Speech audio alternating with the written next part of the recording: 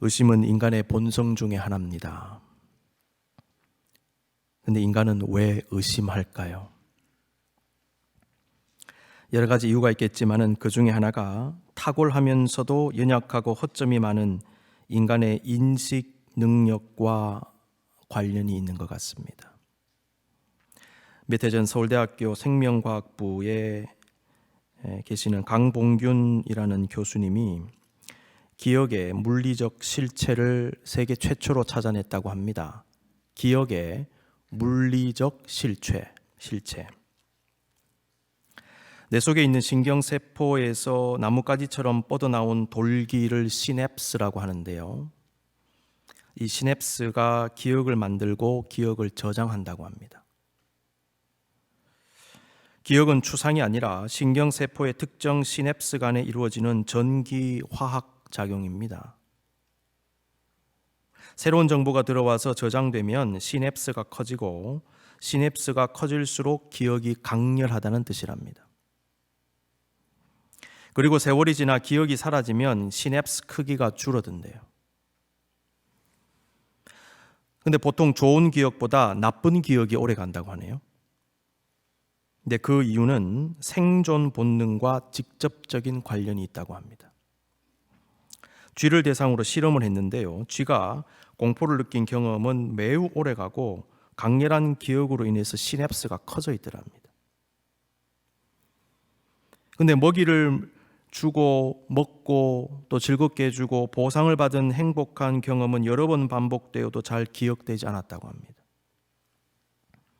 쥐는 자기가 죽을 뻔한 강렬한 기억을 오래 가지고 있기 때문에 그와 유사한 상황이 벌어졌을 때 좀 더 신속하게 반응을 한다는 거예요. 그러니까 이게 생존 본능과 연결되어 있다는 거죠. 이러한 원리로 인해 인간도 좋은 기억보다는 나쁜 기억을 더 많이 그리고 더 오래 가지고 있는 것 같습니다. 근데 이성을 가진 우리는 행복한 삶, 좋은 인간관계를 위해서라도 의도적으로 나쁜 기억보다는 좋은 기억을 더 많이 가지도록 애써야 하지 않을까 생각해 봅니다. 좀 문제가 있을 때, 컨플릭이 생겼을 때 나쁜 기억만 가지고 있으면요, 그냥 갈라지고 싸우고 멀어지잖아요. 근데 의도적으로 좋은 기억을 회복해서 그걸 가지고 대하면 달라진다는 거예요.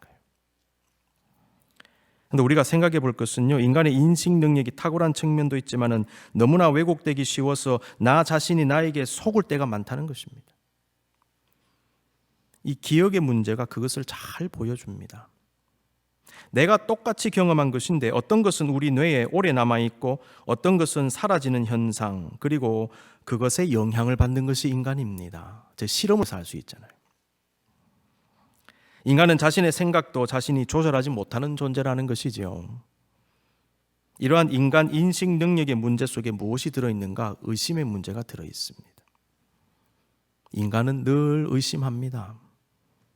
그 의심은 우리의 무지에서도 오고요, 오해에서도 오고 착각에서도 올 것입니다. 인간은 눈으로 보는데도 그것이 무엇인지 잘 모르지 않습니까? 보고도 못 믿는 것이 인간입니다.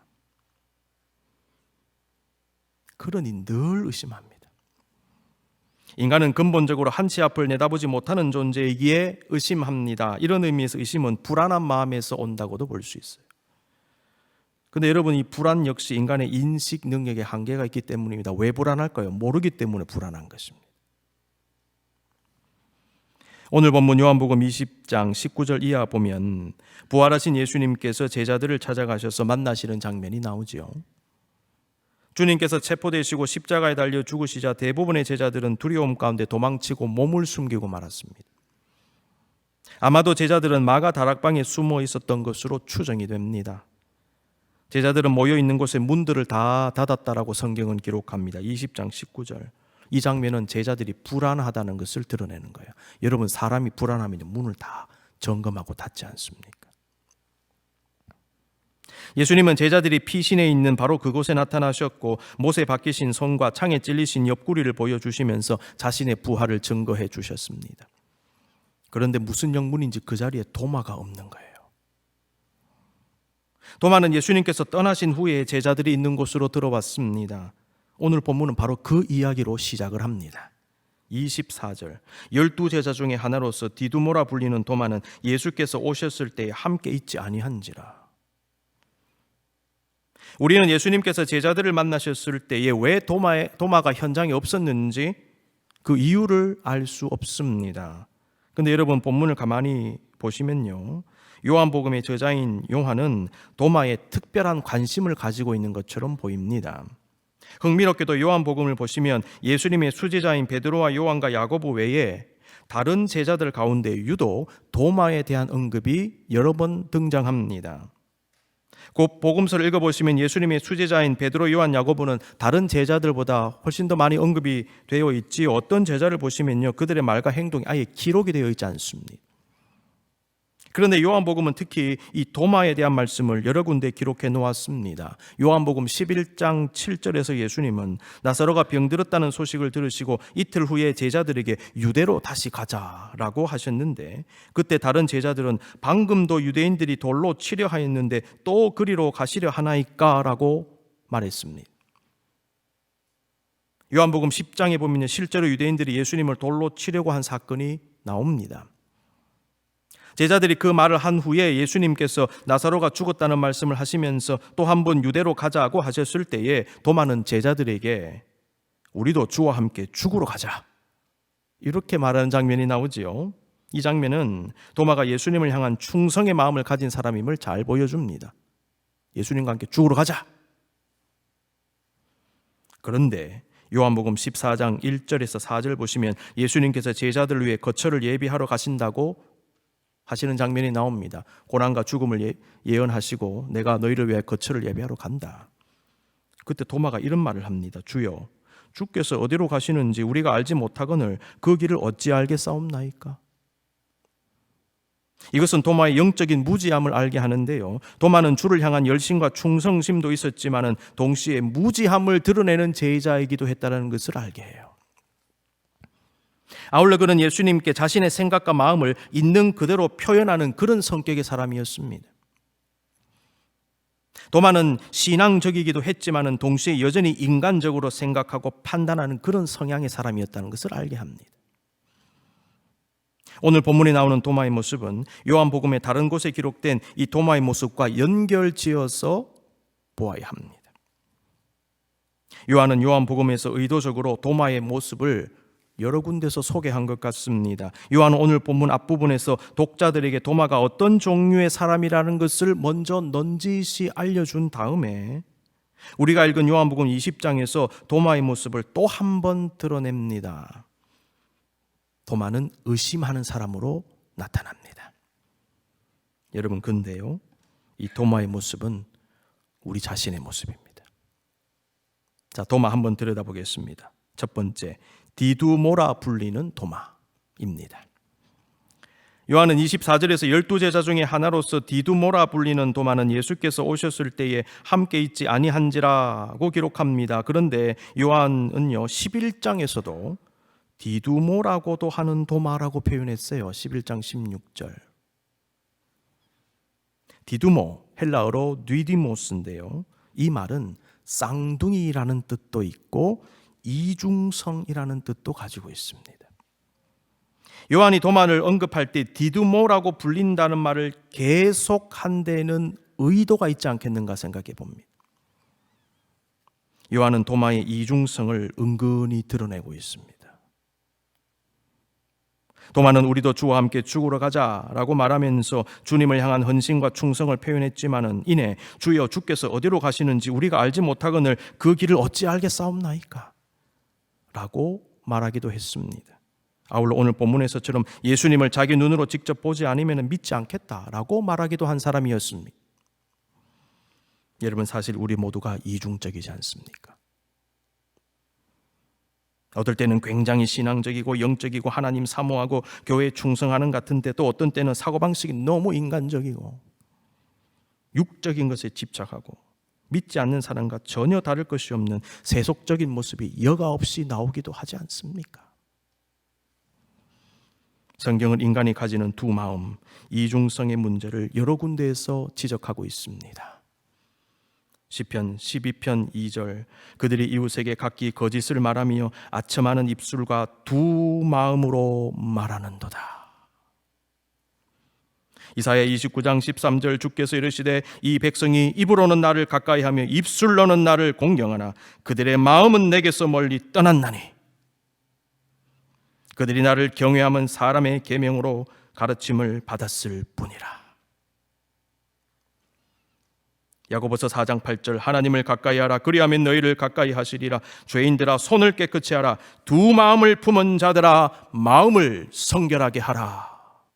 두 마음을 품은 자들아. 하나님은 하나님과 사람을 향하여 두 마음 품지 말라고 말씀하십니다.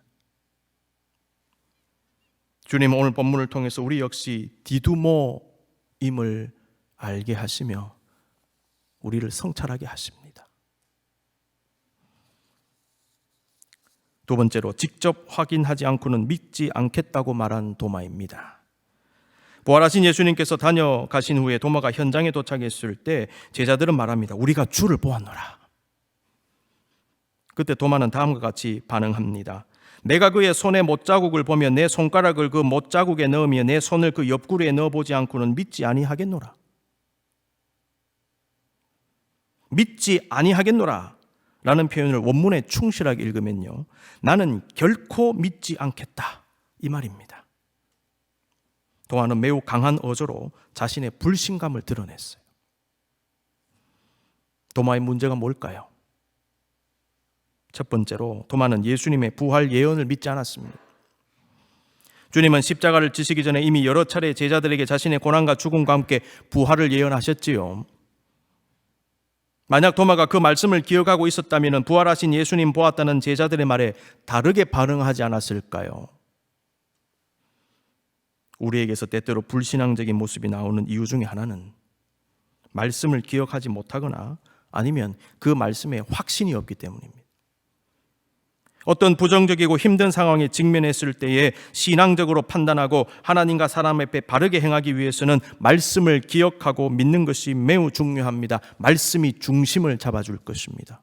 두 마음을 한 마음으로 바꾸어 줄 것입니다. 도마는요, 예언의 말씀을 믿지 않았습니다. 둘째로 도마는 증거를 찾았어요.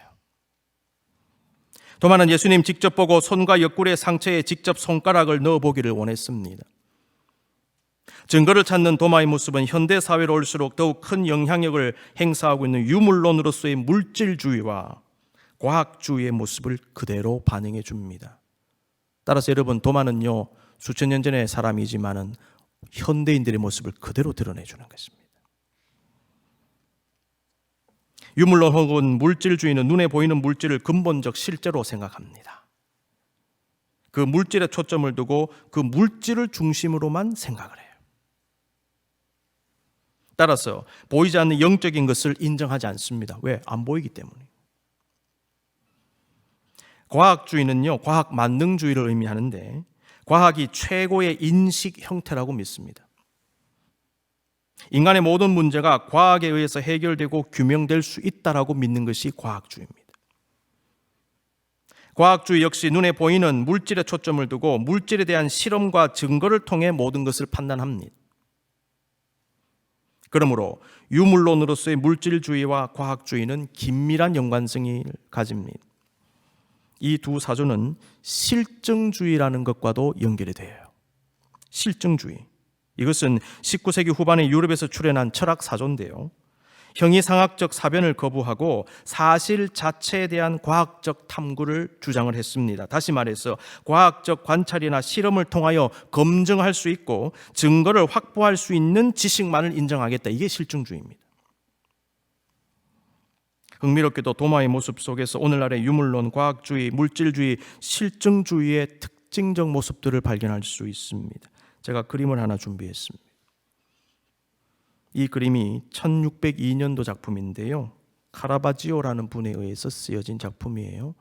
이 카라바지오라는 분은요, 굉장히 어떤 장면을 사실적으로 잘 묘사하는 것으로 유명합니다. 한번 보십시오. 이 도마의 눈 보십니까? 도마의 눈. 제가 저 그림을 보면서 좀 화가 나더라고요. 어떻게 저럴 수 있을까? 미안해가지고 예수님 앞에 부끄러워가지고 얼굴만 보고 아이고 예수님 잘못했습니다. 제가 잘못했습니다. 이래도 시원찮은데 말이죠. 그 예수님의 상처에 손가락을 꼭 넣어봐야 되나?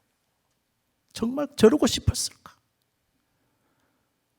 어떤 성격의 소유자이길래 그 예수님의 고통의 자리에 손가락을 넣어보고 싶었을까? 꼭 저래야만 되나? 제가 그런 생각이 나더라고요.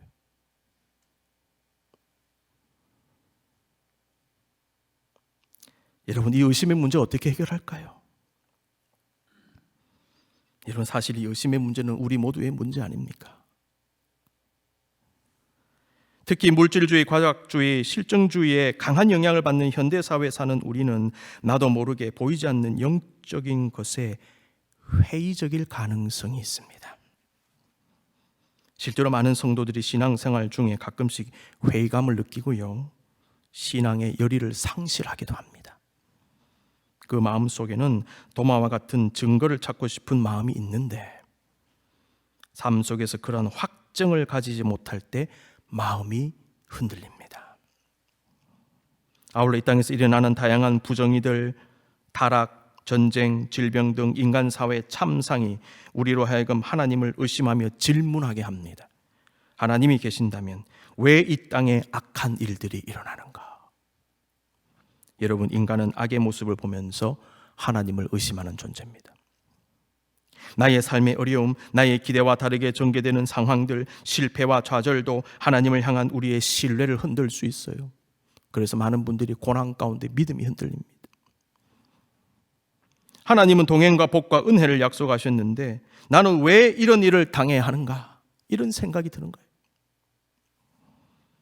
이런 경우에 우리는 도마와 같이 눈으로 무엇인가를 확실하게 보기를 원합니다. 악한 세력이 단숨에 멸망하고 질병이 순식간에 사라지며 환난의 상황이 금세 해결되는 것을 눈으로 보고 싶어 합니다. 나의 개인적인 고난과 어려움과 문제들도 하나님이 개입하셔서 빠른 시간 안에 해결되는 것을 보기를 원하지요. 그리고 그때에 하나님을 더 잘 믿을 수 있을 것 같고, 그렇게만 되면 누구보다도 열심히 주님을 섬길 수 있을 것 같기도 합니다. 물론 하나님은 우리의 발행과 기대대로 역사하실 때도 많습니다. 성경에 보십시오. 기도에 바로 응답하신 하나님의 수많은 역사가 기록이 되어져 있습니다. 하나님은 사람들의 눈으로 하나님의 응답을 확인하게도 해 주셨습니다. 그리고 그렇게 실증된 역사를 통하여 믿음을 가지게 하셨습니다. 예수님도 그렇게 하셨습니다. 오늘 본문에서도 예수님은 도마에게 직접 나타나셨지 않습니까? 자신의 몸을 직접 보여주셨어요. 그리고 마침내 도마는 나의 주님이시요 나의 하나님이시니다 라고 고백하게 되었습니다. 여러분, 그러나 하나님은 항상 그렇게 역사하시는 것은 아닙니다. 하나님은 아브라함을 부르신 후에 큰 민족을 이루어 주겠다 약속을 하셨는데요, 아브라함은 죽기 전에 그 약속이 이루어지는 것을 못 보고 죽었습니다. 하나님은 아브라함이 100세가 되어서야 겨우 사라를 통해 아들 이삭을 낳게 하셨습니다. 이삭은 하나님이 약속을 이루신다는 그 사실을 증거하는 아들이었지 않습니까? 아브라함은 하나님이 약속 지키신다는 징표만 보았지 약속하신 큰 민족은 보지 못했습니다. 하나님은 우리에게 보여주시는 것도 있지만은 보여주지 않는 것도 많습니다. 하나님은 보여주시든 그렇지 않든 역사하십니다. 따라서 가시성과 불가시성이 하나님의 응답의 기준이 아님을 여러분 믿으셔야 됩니다. 참된 신앙은 보이지 않아도 믿는 겁니다. 예수님은 오늘 본문에서 도마에게 바로 그 점을 가르쳐 주셨습니다. 29절, 예수께서 이르시되 너는 나를 본고로 믿느냐? 보지 못하고 믿는 자들은 복되도다. 이 말씀은 도마뿐만 아니라 우리 자신에게 주시는 주님의 말씀이지요. 도마가 예수님께서 오셨을 때에 없었던 것처럼 우리도 예수님의 부활의 현장이 없었지 않습니까? 지금도 예수님 눈으로 보지 못합니다. 이러한 우리에게 주님 말씀하세요. 보지 못하고 믿는 자들은 복되도다. 따라서 이 말씀은요, 도마에게 주신 말씀이지만 오늘 우리에게 주시는 말씀이에요. 너희도 부활의 현장이 없었지 않느냐? 너희도 나를 못 보지 않느냐? 그런데 나의 아들들아, 나의 딸들아, 기억해라. 보지 못하고 믿는 자들이 복되다. 보지 못하고 믿는 자들은 어떤 사람들일까요? 그들은 자신의 인식 능력의 한계를 인정하면서 자신을 극복하여 보는 사람, 문제 너머를 보는 사람, 고난 너머를 보는 사람, 육적 세계를 넘어 영적 세계를 보기 위해 애쓰며 기도하는 자들입니다. 그들은 보이는 것만 보는 것이 아니라 보이지 않는 것을 영적인 눈으로, 믿음의 눈으로 보는 자들입니다. 아울러 너무나 연약하고 어리석은 나의 생각으로 하나님을 함부로 판단하고 규정하지 않는 자들입니다. 하나님은 우리가 파악할 수 없는 분이시기 때문에 그러합니다. 이사야 55장 8절과 9절을 보십시오. 이는 내 생각이 너희의 생각과 다르며 내 길은 너희의 길과 다름이니라. 여호와의 말씀이니라. 이는 하늘이 땅보다 높음 같이 내 길은 너희의 길보다 높으며 내 생각은 너희의 생각보다 높음이니라. 잘 모르면서 하나님 함부로 얘기하지 말라는 겁니다. 네가 잘 모르면서, 아무것도 모르면서 하나님이 있니 없니 어떻게 그렇게 말할 수가 있느냐? 어떻게 그렇게 말할 수가 있느냐? 함부로 의심하고 함부로 공격하고 함부로 규정하고 판단하지 마라. 내 생각은 너희의 생각보다 높음이니라. 여러분, 그렇다면 의심은 무조건 나쁜 것일까요? 성경은 의심과 불신을 버리고 믿음과 신뢰와 확신을 가지라고 말씀하지요. 그와 함께 하나님은요, 연약한 우리가 의심할 수 있음을 인정하십니다. 그런데 중요한 것은 그 의심 위에 믿음을 더욱 새롭게 강하게 세우기를 원하신다는 것입니다. 아브라함은 약속은 받았는데 아들이 없자 하나님 의심했지요. 사라의 몸종 하갈을 통하여 이스마엘 낳아버렸어요. 여러분이요, 이스마엘은요 아브라함의 의심의 결과입니다. 아브라함은 그러한 시행착오를 거쳤지요. 그런데 중요한 게 뭐냐 하면 결국은 이삭을 낳습니다. 마침내 이삭을 죽여 바치라는 하나님 명령에도 순종하는 믿음의 사람이 되었어요. 의심의 사람에서 믿음의 사람으로 바뀌어지게 된 것입니다. 하나님은 시련을 통해 우리를 단련하시듯이 의심의 과정을 통해서도 우리의 믿음을 새롭게 하실 수 있습니다. 도마는 의심 위에 믿음을 새롭게 세운 대표적인 인물입니다. 그러므로 의심을 너무 부정적으로 볼 필요는 없습니다. 그 의심의 과정을 통하여 믿음을 가질 수 있기 때문입니다. 이것이 우리의 기도의 제목이 되어야 됩니다. 새롭게 된 도마, 그 증거는 무엇입니까? 예수님의 승천 이후에 그의 본격적인 사역의 모습, 그리고 그의 최후의 모습에서 드러납니다. 그러므로 우리는 근본적으로 바뀌어진 도마의 모습을 알 필요가 있습니다. 초기 기독교 시대 영지주의 문서 중에 하나로 알려진 도마행전이라는 문헌에 보면 사도 도마는 인도에서 복음 전하다가 인도 동남부 마드라스라는 곳 근처의 밀라포르에서 순교한 것으로 알려져 있습니다. 여러분이요, 도마는요 멀리까지 가서 선교했어요. 시리아 갔습니다. 그리고 인도까지 간 사람이에요. 인도의 복음화가 도마에 의해서 된 것입니다. 제가 또 하나의 그림을 준비했습니다. 한번 보십시오. 도마의 순교 장면이. 여러분 한번 보십시오. 도마는요 칼에 찔리고 창에 찔려서 순교한 것으로 기록되고 있는데 작가가 어떻게 그리고 있는지 보십시오. 지금 어디에 찔리고 있을까요? 옆구리에 찔리는 장면을 그린 거예요. 내가 예수님의 옆구리에, 창이 박힌 옆구리에 내가 손가락 넣어보지 않고는 안 믿겠다. 그 옆구리에 손 넣었잖아요. 근데 자기 죽을 때요 옆구리에 창이 찔려 죽다. 주님, 제가 그렇게 불신하고 제가 그렇게 못 믿는 사람이었는데, 제가 예수님 옆구리에 손 넣은 사람인데 제가 이거 달게 받겠습니다. 제 옆구리에 창이 들어와도 제가 이거 달게 받겠습니다. 여러분 무엇을 느끼십니까? 도마는요 근본적으로 바뀐 사람이 되었어요. 제가 첫 번째 그림 보고 얼마나 화를 냈는데 저 두 번째 그림 보고요 얼마나 가슴이 뭉클했는지 모릅니다. 도마가 이렇게 바뀌었구나. 여러분, 사람에 대한 평가는요 그 인생 전체를 통해서 이루어져야 됩니다. 그런데 특히 사람의 마지막 모습은 그의 실체를 가장 잘 드러내 보여주는 것이 아닌가 생각해 봅니다. 내가 마지막까지 신앙을 지키는가, 마지막까지 성도로 서 있는가, 마지막까지 좋은 사람인가, 마지막까지 신실한 사람으로 서 있는가, 나의 마지막 모습은 어떠한 모습인가? 여러분, 그것이 중요한 것입니다. 도마는 처음부터 성숙한 제자는 아니었습니다. 도마는 누구보다도 이중적이고 의심 많은 사람이었어요. 그러나 그 의심 속에서 그리스도를 만난 도마는 마침내 나의 주님이시여 나의 하나님이시니다 라고 고백했고, 그 이후에 그 누구보다도 충성되고 그 누구보다도 주를 위해 헌신한 사람이 되었습니다. 우리는 도마의 과거도 보지만은 도마의 최후를 보면서 그를 평가합니다. 그의 최후는 그가 어떻게 변화되고 성숙되었는지, 그가 어떤 제자였는지를 확실하게 보여줍니다. 도마가 변화된 것은 부활하신 주님 직접 만났기 때문이지요. 여러분, 그런데 도마가 확인한 것은 뭐냐면 단순히 다시 살아나신 예수님의 존재 그 자체뿐만 아니라 보다 구체적으로 굵은 못자국이 선명한 예수님의 손과 창이 박혔던 옆구리였습니다. 그것은 주님의 극심한 고난과 죽음을 보여줍니다. 도마의 이중적인 마음이 바뀌고 견고한 의심의 마음이 녹아내린 것은 부활하신 예수님의 고난과 죽음의 흔적을 봤기 때문이에요. 그 흔적은 자신을 위한 사랑과 은혜의 흔적이었습니다. 도마는 주님의 고난의 흔적, 사랑의 흔적을 확인하는 순간 녹아지고 말았습니다. 저는 어린 시절 때때로 저희 어머니의 배에 있는 굵은 수술 자국을 가끔씩 볼 때가 있었어요. 저는 제왕절개로 태어났거든요. 저희 어머니가 유서를 쓰고 저를 낳았어요.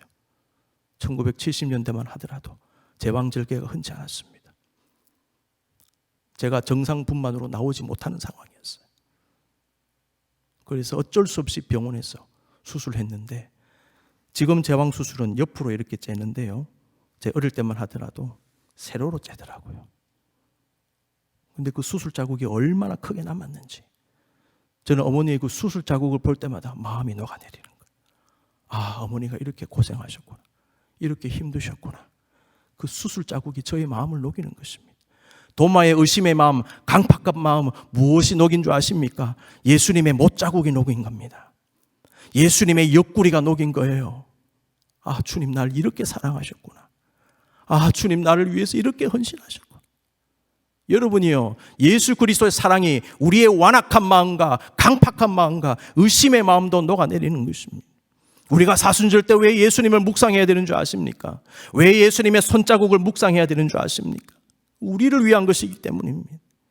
그거 보는 순간, 그거 묵상하는 순간 우리도 마음이 녹아내린다는 거예요. 주님은 그것을 보여주셨어요.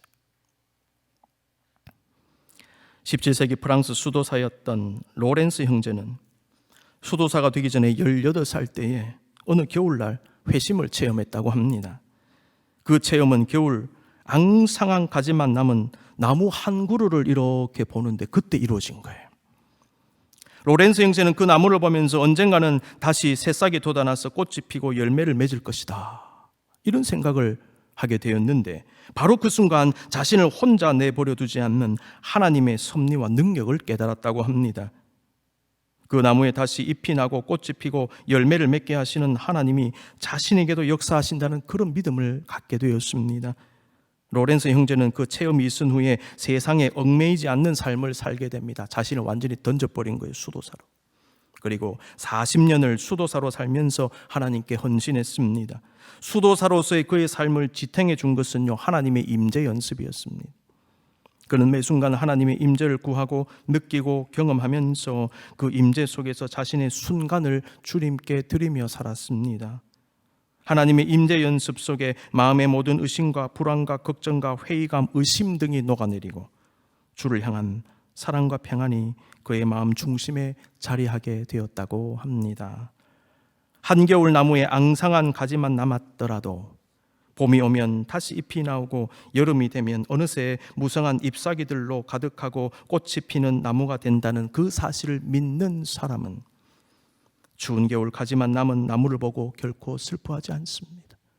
나를 향한 주님의 사랑의 증거를 보고 아는 사람은요, 내 삶이 비록 가지만 앙상하게 남았다, 그렇게만 보이는 그 가지를 보고서 슬퍼하지 않는다는 거예요. 왜 그런 줄 아십니까? 봄이 오면 잎이 나고 여름이 오면 더 무성하게 가지가 바뀔 것임을 믿기 때문이에요. 여러분, 이것이 바로 믿음이라고 하는 것입니다. 작은 것, 부분적인 것, 주변적인 것만 보고 힘든 지금 이 순간만 생각하면서 의심하고 회의감에 빠지지 말고 온 우주와 만물에 충만하시고 어제와 오늘과 내일에 변함없이 나와 함께 하시는 주님 바라보며 믿음 위에 서 나가는 우리 모두가 되어야 할 것입니다. 눈을 감으십시다. 여러분, 이 시간 우리 자신을 향하신 주님의 못자국을 생각하십시오. 주님의 창이 바뀌신 옆구리를 우리의 마음의 눈으로 보십시다. 너를 향한 나의 마음은 변함이 없다.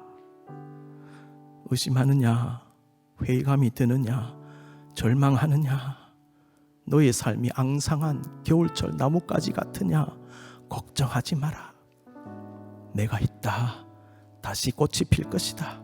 다시 잎이 날 것이다. 다시 무성한 나무가 될 것이다. 내가 너와 함께 하지 않느냐.